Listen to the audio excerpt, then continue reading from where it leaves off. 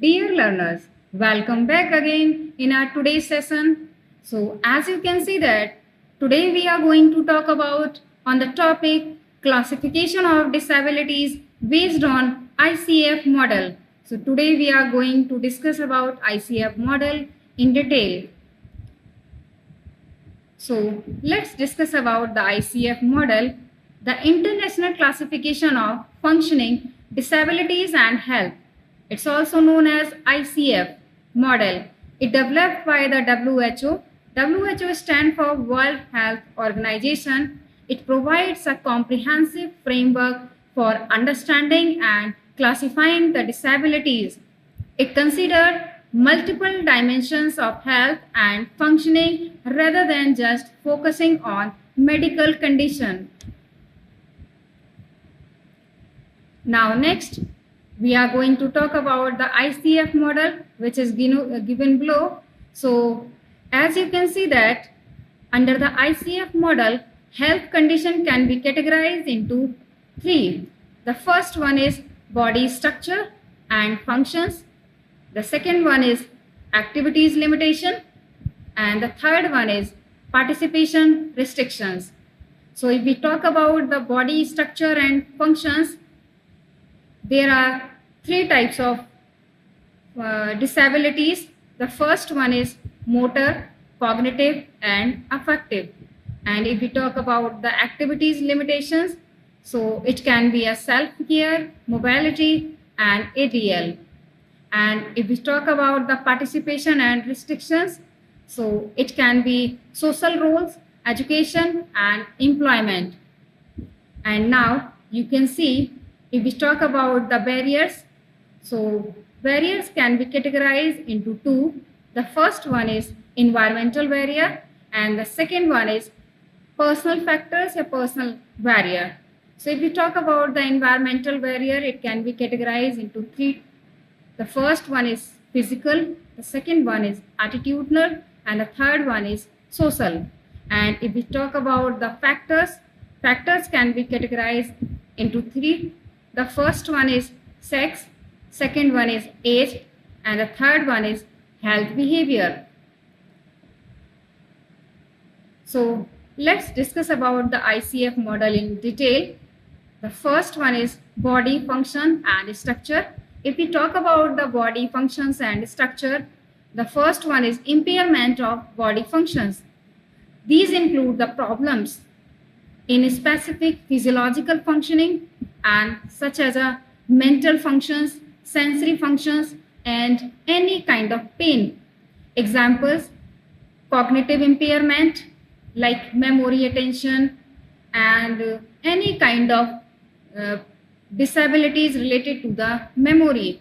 And the second one is sensory impairment like hearing loss, eyesight loss. The second one is impairment of body structure. If we talk about the impairment of body structure, that means any kind of problems in the anatomical part of the body such as organs, limbs, and their component. Example, loss of limb, spinal cord injuries, etc. After the discussing about the body function and structure, let's discuss about the second, activity limitation. If we talk about the activity limitation, the first one is mobility, difficulty in walking, climbing stairs, or moving around in different environment. Examples, paralysis and muscular dystrophy, this type of kind of disabilities. And the students, person face generally these issues regarding the mobility. And the second one is communications, problem in speaking, understanding, reading, or writing. Example, aphasia and hearing impairment. Now, next is self-care, challenging in performing a daily activity such as bathing, dressing, eating, and using the toilet. Example, cerebral palsy. And the last one is learning and applying knowledge. Difficulties in understanding the basic concept, learning new things, and applying the knowledge in our daily lives. Examples, intellectual disabilities, learning disabilities like dyslexia, dyscalculia, and after discussing about the second point, let's discuss about the point third, participation and restrictions. So the first one is social participation. Difficulties in participation in social, economic, and civic life. Example: autism, spectrum disorder, several mental health conditions.